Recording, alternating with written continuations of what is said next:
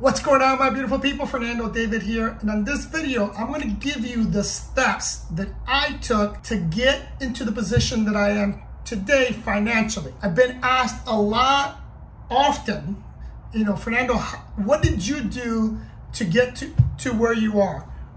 What steps did you take to get you financially to the position you are today? So that's what I'm going to talk about in this video. Now, before I get into that, I need you to understand two things.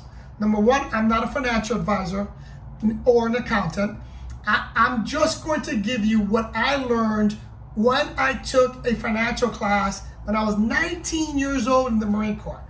So I'm going to give you those steps, and I'm a firm believer that it doesn't matter where you start. It doesn't matter how much money you're making. I mean, you can make $30,000 a year, or you can make $1 million a year. It doesn't matter. You can still become financially free. You can still retire earlier than you probably expect to if you want to retire. I personally never want to retire. But the point is, you can actually build a large portfolio, build wealth that you can pass on to your kids and hopefully your grandkids and so on if you follow these steps. Because it's really not how much money you make, it's what you keep and what you do with that. I know plenty of teachers that make $50,000 a year, have followed these steps, and are millionaires today. On the flip side, I know high earners, people that are making 7 figures and are not financially secure. They're not. They have to continue to work because they live paycheck to paycheck. Again, it's not what you make, it's what you keep, and more importantly, what you do with what you keep, right? So let's keep that in mind. The next thing really important that you need to understand, and that is that if you hit the like button and you subscribe, it'll be very beneficial for you and me. So do me a favor, hit that like button, subscribe to this channel if you haven't subscribed, follow me on Instagram, and if you really like what we have to say, if you really like the content, if you really like and want to work with us, then hire us.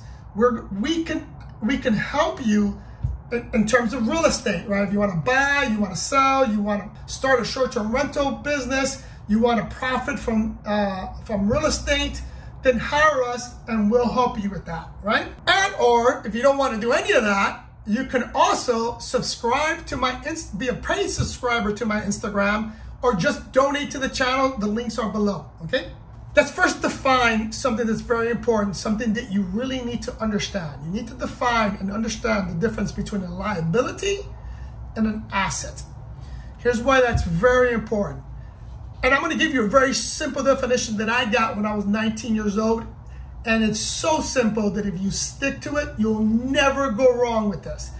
And the definition of an asset, for example, is something that puts money in your pocket. A liability is something that takes money out of your pocket.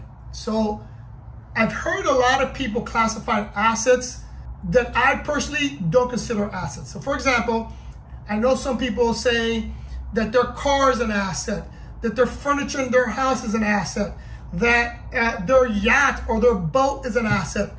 None of that is assets unless you're making money from them. So for example, if you have a car and you rent out that car or you use it to drive Uber, you use it to make money, and that money covers your expenses and puts money in your pocket, then that's an asset. It's not a liability. But if it doesn't, so for example, another example that I could give you, if you owned real estate and that real estate, like the house you live in, if that real estate's not putting money in your pocket, meaning you're paying a mortgage, you're paying expenses, but nothing's coming in, it's not an asset. That real estate property can be an asset once you sell and you have equity in it. Then you can say at that point it's an asset.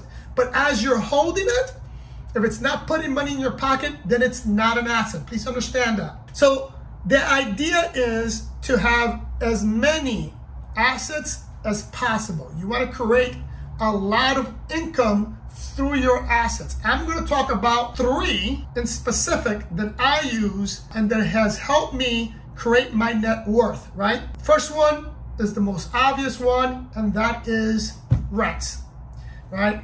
My real estate, all of my real estate, I don't have a single real estate that isn't an asset. Even the house that I live in is an asset because I make money on my property.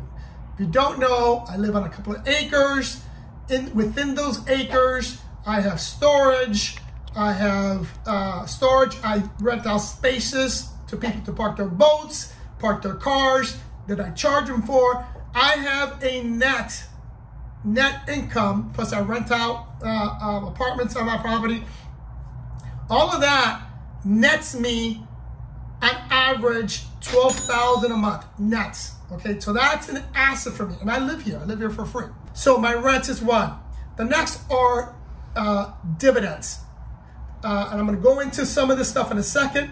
The next are interest that I get on my money, and then the last is leveraging other people's money. Now I'm going to go into that in a second. Here's the formula that I use from day one, the moment I started working. And this goes back, I started working when I was 12 years old. From that point on, I did the following. I used what's called a 70-30 split, meaning 70% of my money that came in, I used to live on.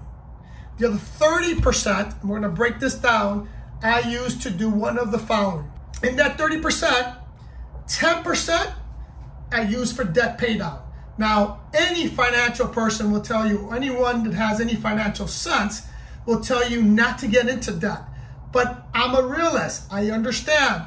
When I was 19 years old, when I was in my 20s, I needed to obtain debt in order to survive, in order to grow, right? I needed to get a car payment. At that time, I had a credit card. In which I used that credit card oftentimes to put gas in my car because I didn't make enough money. I got into debt in terms of furniture. When I was 19 years old, I had no credit, so I needed to establish credit. And one of the ways that I was taught to establish credit was through a credit card or financing furniture, because that's the only thing I was able to get. So we did that. So we had debt, but that 10% is an addition to. Here's what I mean by that. That 70% that I talked about that I lived at, that's to pay my bills, right? But if I had, within those bills, if it's a debt, meaning a credit card or what I talked about, my furniture, I'm gonna take that 10% from that 30 and I'm gonna use it to pay down my debt, right? The next 10% out of the 30 I used to start investing. Now, in the beginning, when I was 19 years old, it was really 19 all the way through my 20s, I wasn't investing much, but that 10% was going into, and I was in the Marine Corps, so that 10% went into my deferred compensation plan, right? So I put that 10% there. As time went on, I also invested in other areas that I'm going to talk about, but initially, it went to my deferred compensation. Some of you may have a 401k or whatever vehicle you have, but take 10% and start investing. Or in the beginning, you may just take that 10% and save it into an interest-bearing account. Depending on where you are, like for a long time, banks weren't paying anything on interest, but we're starting to see that now they're again starting to pay interest. Like for example, Capital One pays 3.1%. SoFi is paying, I think, 3.7%. So now you're starting to see banks and financial institutions pay a little bit in terms of money that you save, but understand that 10% of what you make should go into investing. The last one, and I know some of you are going to give me some pushback on this, is 10% should be given away or donated. Some of you are going to say, I can't survive on what I have. How am I going to give something away? Guess what, people? Yes, you can. And again, depending on how your financial situation is, if you truly can't give money away, give time. Here's why that's important. For some of you, giving that 10% is going to help you for tax purposes. But the great majority of you, when you give money away, you're just going to feel better. and you're gonna understand there's something special about giving something, especially something for a cause that you're passionate about or that you care about. It could be your church, it could be for cancer, if somebody in your family has cancer, it could be for addiction, it could be for veterans. Whatever cause you want to associate yourself with, then donate to that. But don't just give money. Be a participant, and here's why. A lot of these places, for example, we give money towards cancer. A lot of these society or associations are great networking places. You can go there and learn from people that are also donating, and oftentimes, especially if you're starting out with this path, oftentimes these people are more knowledgeable in terms of money. They're making a lot more money than you. You can learn a lot in these organizations, okay? You can create great connections within these organizations. I think they're extremely valuable. So really consider on doing that. But again, if you're at a point, meaning if you're making bare minimum and you can't give money away because if you do, it's really not gonna affect your taxes because you're not paying taxes to begin with, then donate time. So that's that 70-30 split. And that's how I break it down. This is how, when it comes to investing, that 10%, this is how I break that down. I do a 30-30-30-10, right? Let me repeat that. 30-30-30-10. Here's how I break that down, right? 30% goes into a income producing stock. You may be asking, what is an income producing stock? Any stock that pays out dividends. Coca-Cola, Procter & Gamble, Johnson & Johnson, Tootsie Roll, just to name a few.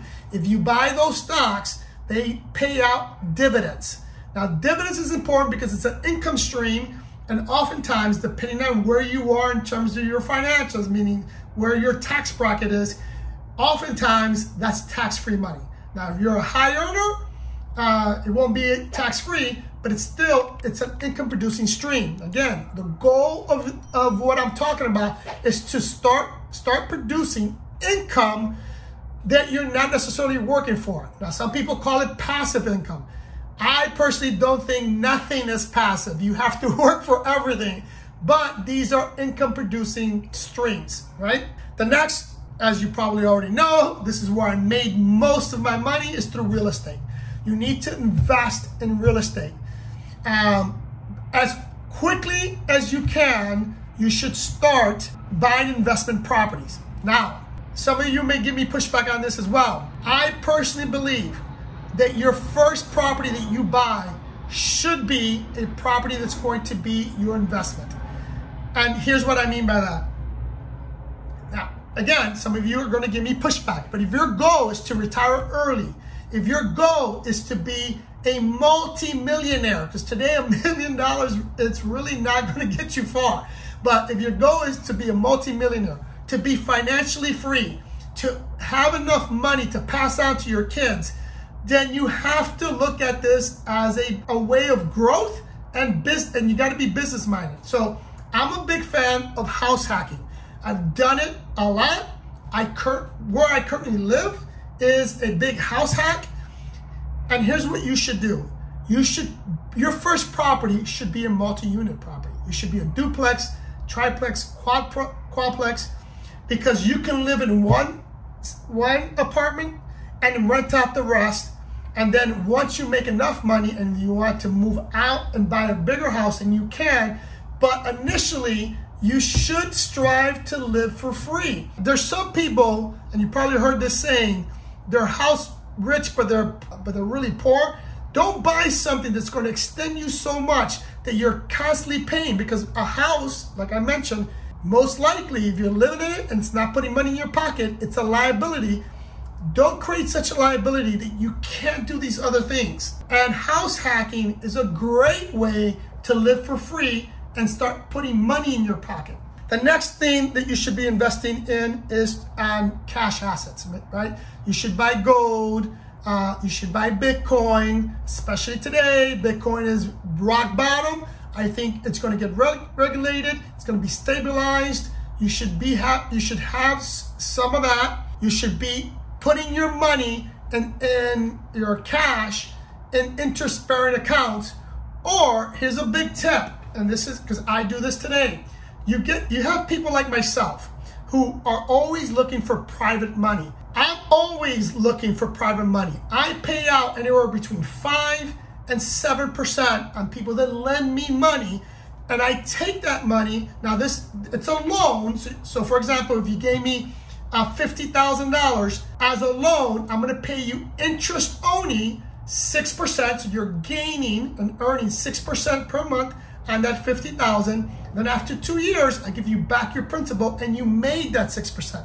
Now you can always reinvest that. My terms are always for 2 years, but that's a way for you to invest your money and earn at least 6%, which is a good return. And that's what I mean by cash, right?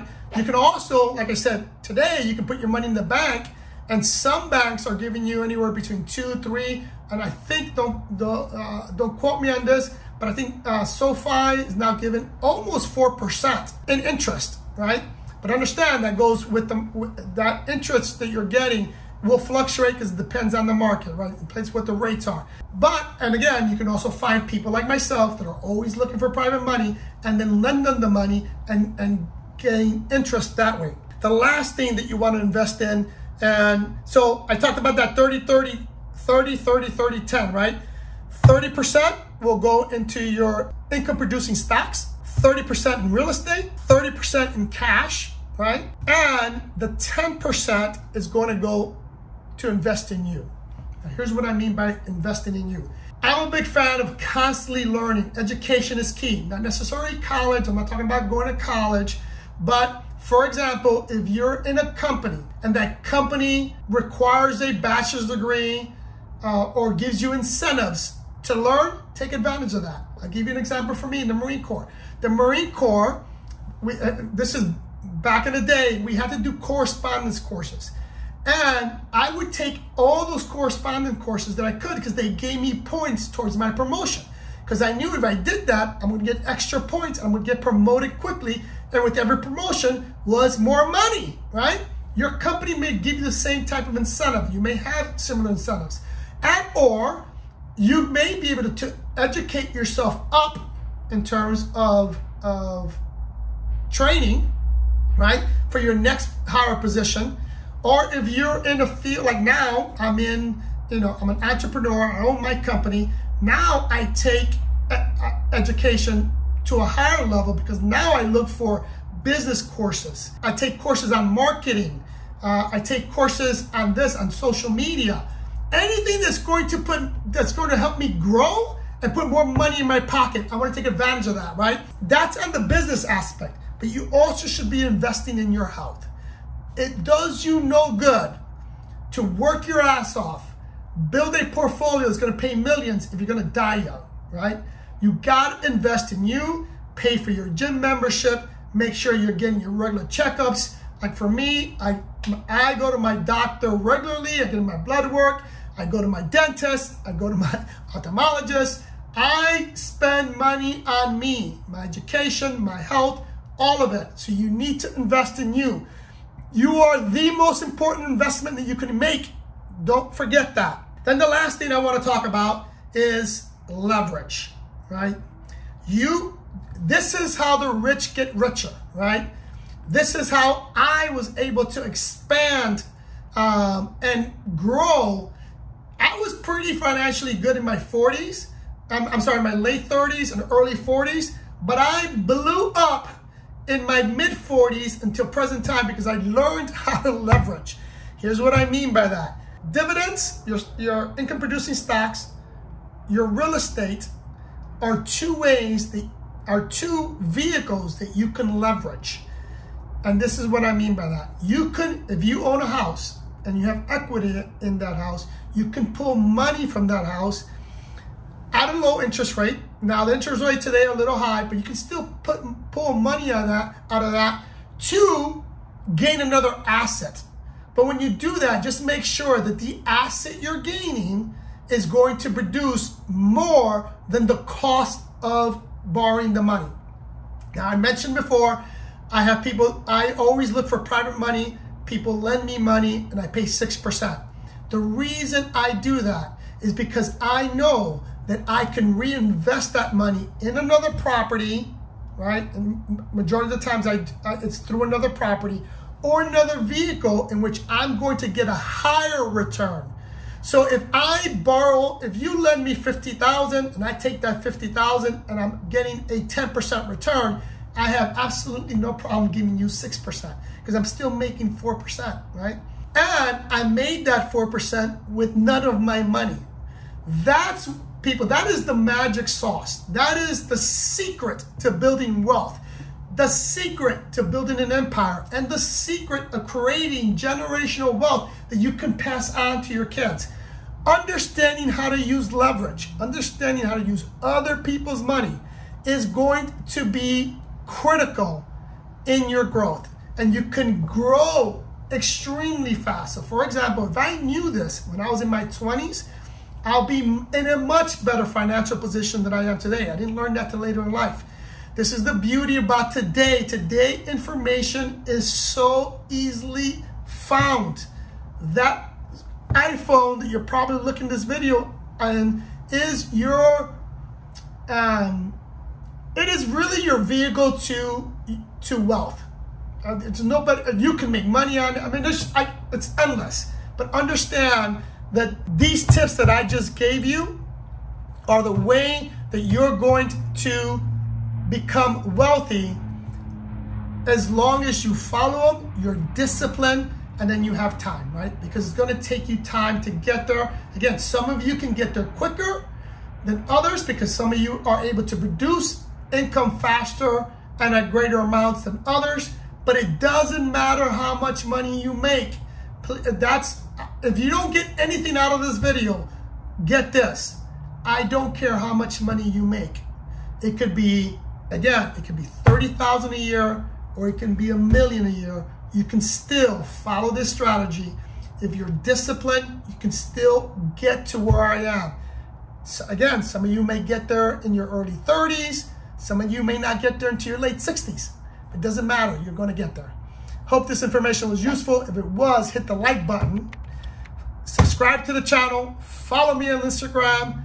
Consider subscribing, being a paid subscriber. And more importantly, consider hiring us to either manage your property, help you find a property, help you invest in real estate. Love you guys, and I'll see you in the next one.